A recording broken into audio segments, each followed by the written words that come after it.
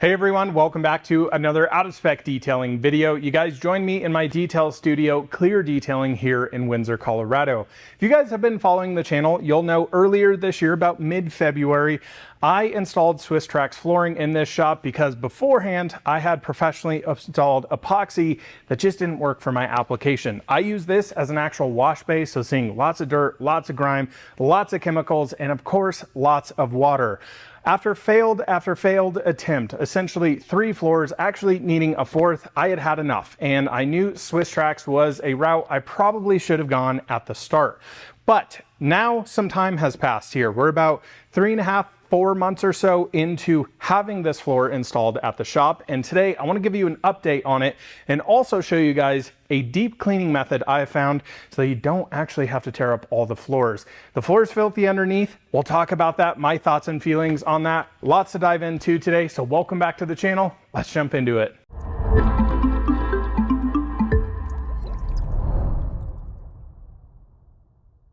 Well guys, I hope your week is all going well here, and I'm doing a little bit of a cleanup in between details here, and the number one thing you guys can see here, the Swisstrax flooring is looking frickin' clean.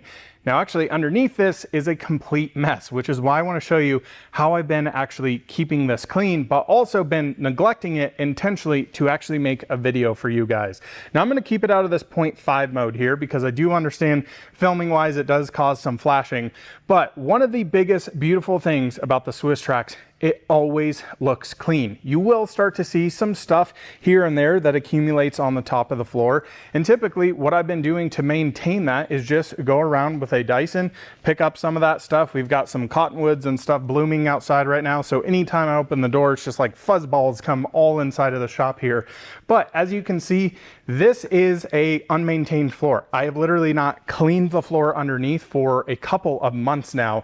And I want to show you guys the dirt and grime level. So let's take a little walk around the shop here and you can see what it all looks like. It just looks exceptionally clean.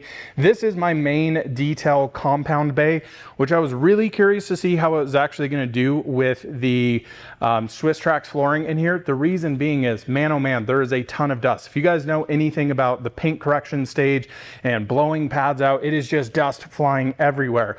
And honestly, the Swisstrax has been absolutely incredible for that, because after I go through, do a compound, I take my Dyson vacuum, go through, vacuum everything up, and the floor looks clean, smooth, no dirt and debris all over it, and don't really need to do much more.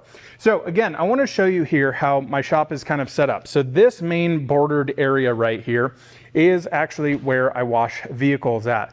So once you start looking at it, you can actually see the old epoxy underneath the floor here. And in certain spots, it actually looks pretty clean. One of the main issues with my shop here is the slab was actually poured before I moved in. We actually had to cut in a drain here. We had one small little drain like over here. It was like 4, 5, 6 inches wide, something like that. And we actually had to cut this entire channel here. You can kind of see it, boom, right there in the floor, to be able to actually wash cars in here and not have a flood of water with the epoxy floor. So that was such a big ordeal. The problem though, the way they poured the slab here, basically we have a high spot in the middle and it runs away basically from the drain. So it runs to the outside, it runs to that wall, runs to there. In this area over here, it actually runs to the back wall. So it's been really annoying. But the cool thing is, in most of these areas, it's actually looking pretty clean. But over here is where I actually have a low spot. And this is where you can start to see lots and lots and lots of dirt and grime under here. So I'm going to grab this little tool. You can also see some nice dog hair here. I have 2 golden retrievers. So that is what the floor is looking like underneath. Pretty disgusting, right? And this is the biggest question I get all the time with this floor is, you know, from the first couple of videos that I put out installing it, and my 1 week update is like, okay, great, it looks good on top, but what about the dirt underneath? That is the whole point here. So I run a professional detail business, and when I have customers coming to pick up their car, let's say I've got another car coming in, I'm washing in here, I'm washing wheels, wheel wells, dirt and grime off the vehicle. Instead of having to clean everything up in this area with the epoxy, it just sits under there. It's not a soaking wet mess. Everybody can walk in here and it looks exactly like this. That has been the absolute beauty. But the great thing about that is the dirt goes underneath. And I know a lot of your biggest questions as well, since it doesn't actually drain directly into the drain, what is the water situation like? And I can tell you, especially now that we're into springtime, more summertime, it has been a non-issue. I wash a car here at night, or 4 or 5 o'clock, leave, head home for the evening, come back the next morning, floor underneath is bone dry. Even some of these areas earlier on, when it was a little bit colder in the shop, a little bit more wintry time, I would get some water pooling in some of these areas. Within, I don't know, 18 to 20 hours, water completely gone. So what I want to run you guys through is how I've actually found a good way to actually wash the floor underneath, get all the dirt and grime out without actually having to take it up.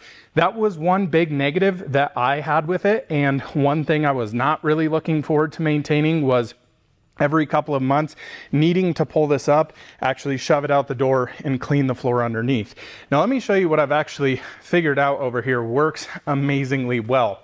So number one is using a pressure washer. So we have a foam cannon here, of which we're gonna mix some alkaline pre-wash for car paint here. This is quite a strong chemical, pH of 13.1.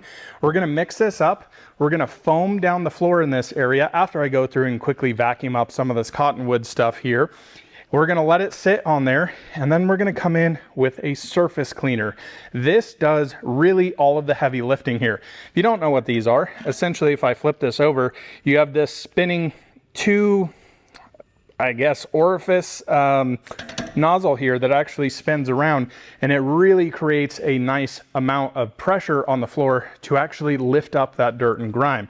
Now again, with this situation of my shop here, that the water kind of flows everywhere else, I also need to guide it outside and into the drain here. And what I've actually found is really amazing for that is a turbo nozzle here. So this thing is actually a 0-degree pressure washer tip, and it essentially oscillates like this. I'll show you what it actually looks like, and really just flushes out the dirt and grime. So I want to show you a couple of other areas how this is looking. I want to come back over here to like the really bad stuff. Let's see. I think we kind of saw that area over there. Yeah, look at the dirt and grime under there. That is absolutely insane. So that's our before. Let's get into a quick little vacuum here, and then we'll pre-wash this down with our alkaline soap, show you through that process, go through, do the floor scrubber, pressure wash it into the drain and outside, and boom, Bob's your uncle, we're clean. So I've gone through, quickly vacuumed up the floors. I didn't go super crazy on them, but what I want to do now is actually grab a foam cannon here. Now our Koch Chemie Multi-Star there, an alkaline pre-wash, I dilute down somewhere between 1 to 10, 1 to 5, depending on how dirty the floors are underneath. What this actually does is going to help lift that dirt off the floor, start breaking it down, start suspending it in all that foam solution as well as the water. So it'll hopefully help pick all of that up when we start to go here. So I've got the pressure washer on. I'm just going to foam down the entire floor, completely safe, of course, to use on the actual Swisstrax tiles as well as your floor underneath.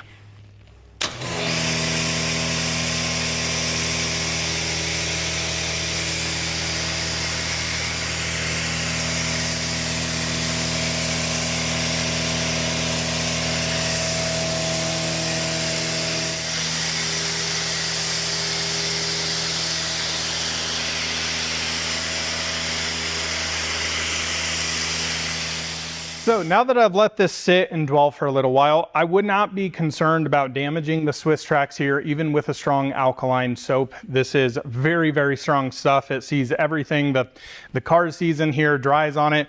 It's completely and absolutely fine. So where I would start now is come in with your surface cleaner. Now do keep in mind with your pressure washer, you can buy a surface cleaner, but the orifice sizing doesn't always match your actual pressure washer.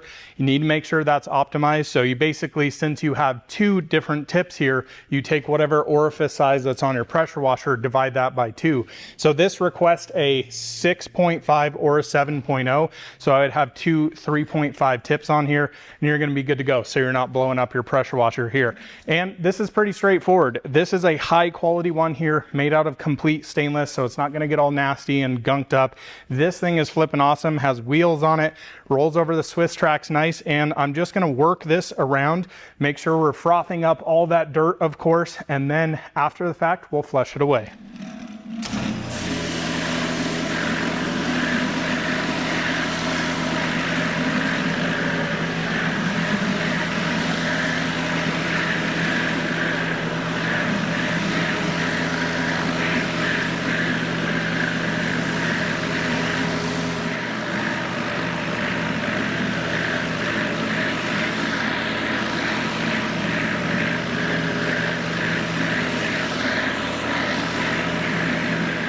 All right, I do want to share with you one negative with this floor, and that is this leading edge nose here. So you can see you've got this kind of little ramp that comes up onto the actual floor. The only issue I actually have with this is it does trap dirt from you flushing it out. So one of the more annoying negative things I have with this is how you actually have to pop these out, because they pop out actually from the bottom here. So it's kind of like a zipper. It's a little hard to do one-handed here, but you can pop that out. Now, that really traps the dirt right there because this sits pretty darn flush with the edge, but I want to show you how much stuff actually flows out of this by just rinsing it.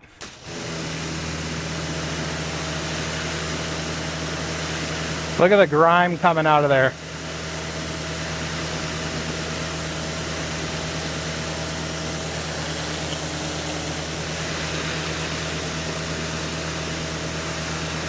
So that's the only one negative I have with this tread nose on here, or, you know, floor nose, I don't know exactly what you call this, is that when I do flush this out, I do feel like I actually need to take all these off to actually flush the water out.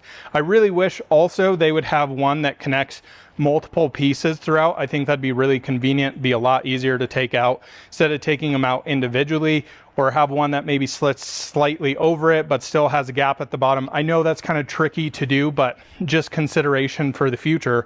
But again, the one tricky thing with my floor as well, not only do I have low spots, which is literally right back in this particular area right here, but I also have that epoxy fighting against me. I will tell you, from rinsing epoxy, squeegeeing it in the past, all those little flakes actually hold a ton of dirt in all of these areas. So if you have, you know, polished concrete underneath just normal concrete like this over here, 10 times easier to actually rinse than the epoxy. So still to this day, even though I have Swisstrax, the epoxy is still fighting me, but I hope you can see a huge difference from how it looks over there to how it looks here. It is so much cleaner. So I'm going to continue rinsing down this specific area here because everything just keeps flowing back into this area, but we'll get it flushed out. Again, the big thing, without actually pulling the floor out. So after a bit of rinsing here, I actually want to show you what the floor looks like. Now, that area that I actually popped up earlier to show you guys what it looked like before, just caked in dirt and grime,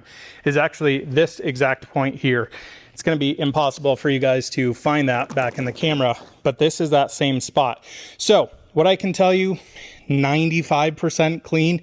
The interesting thing about the floors with that self-drainage feature in them, you will notice, so a single one of these tiles is 15.75 inches by 15.75. You can actually see a single tile right there. And what's interesting is right where those edges are, it really doesn't flush that amazingly well there. So you can actually see it in that particular area. Now, I'm sure for a lot of you, you might be like, oh, the floor is still dirty. Guys, I literally have a car coming in tomorrow for a full wheel, a full tire, full suspension cleanup. So this area is going to be dirty yet again. That is the reality of what I deal with here at the shop. Now, I also want to showcase to you guys what it looks like when you actually park a car somewhere. This area actually is where my Model 3 Performance sits all the time. So using it like a normal garage. Now, the front tire basically straddles this line here on both sides. So I want to show you what this looks like.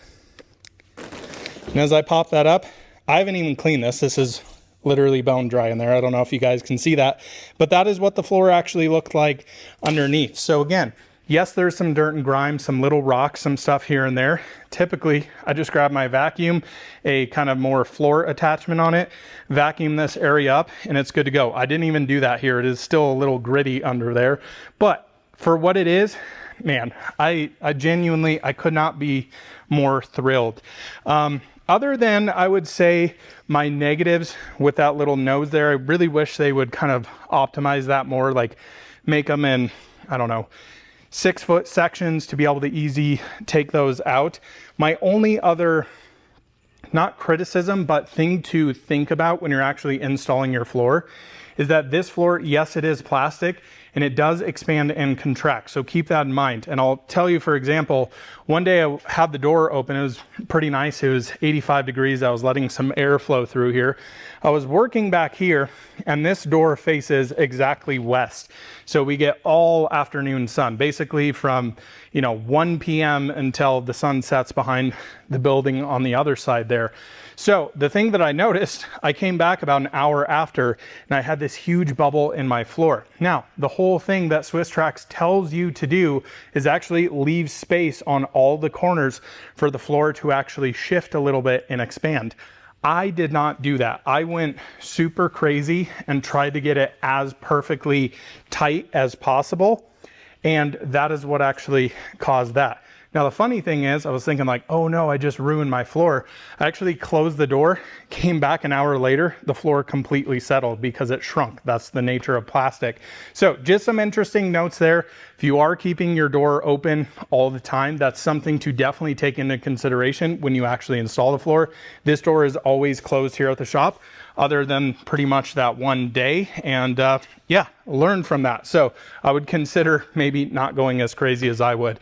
But I just got to tell you guys, genuinely, I am so thrilled with this floor. Every single customer that comes in the shop is always blown away with how clean it looks. And meanwhile, you guys saw what the floor looked like underneath it. That is the really cool thing. I'm not having to spend time rinsing down the old epoxy floor, squeegeeing it all the time. Now, I am spending time doing what I showed you guys today for sure. Typically, this will take me, I don't know, 30 to 40 minutes, depending on how bad it is. I've only ever done this one time, and that was, again, about 2.5 months ago, something like that, after we had quite a few snowstorms, had some few dirty cars. But again, tomorrow, I literally have a car coming in here to do suspension, so this floor is going to see a lot more dirt and grime rinsed down into it, but it's going to look like this. So I'm just blown away with it, guys. That's my update here on my Swisstrax flooring. Could not be more thrilled, and honestly so frustrated at myself. I wasted so many years, annoyance, frustrations, cleaning all of that epoxy, having the floor replaced 3 times only to need a 4th time, of which I said no thank you. I'm going with the Swisstrax. Thanks so much for watching. We'll see you in another one soon. Bye-bye. Bye, Oliver.